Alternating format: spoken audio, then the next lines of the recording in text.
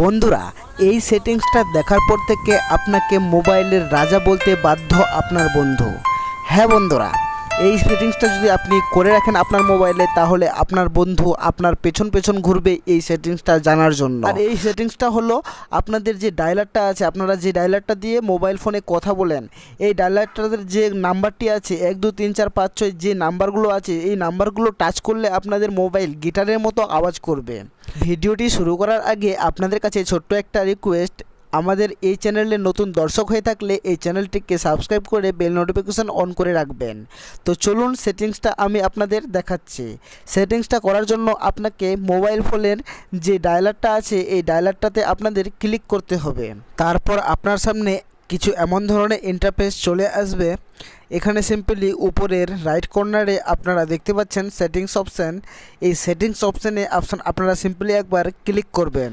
তারপর আপনার সামনে কিছু এমন ধরনের ইন্টারফেস শো করবে। এখানে সিম্পলি আপনি একটু খুঁজে নেবেন অ্যাডিশনাল সেটিংস। এই অ্যাডিশনাল সেটিংস অপশানটাতে আপনারা সিম্পলি একবার ক্লিক করবেন।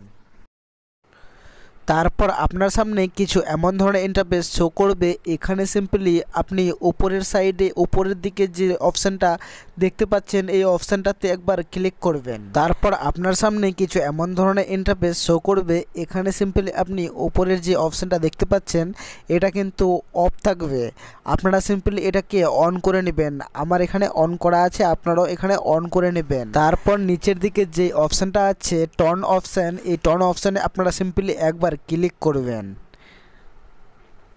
এখানে ক্লিক করলে আপনার সামনে দুটো ইন্টারফেস চলে আসবে। এখানে আপনাদের উপরের দিকে যে ডিসেবল লেখাটা আছে এই ডিসেবল লেখাটাতে ক্লিক করা থাকবে। এখানে সিম্পলি আপনারা নিচের দিকে পিয়ানো টোন এই যে লেখাটা আছে এই পিয়ানো টোন অপশানটাতে ক্লিক করে এখানে আপনাদের ডায়াল প্যাডে টোনটা লাগিয়ে নেবেন। এবার এখান থেকে ব্যাক হয়ে গিয়ে আমি আপনাদেরকে দেখাবো যে এই টোনটা কিভাবে বাজছে আর এই পিয়ানো টোনটা কিভাবে ডায়াল করলেই যে কোনো একটি নাম্বার ডায়াল করলে এই এরকমভাবে পিয়ানোটা আপনাদের বেজে থাকবে।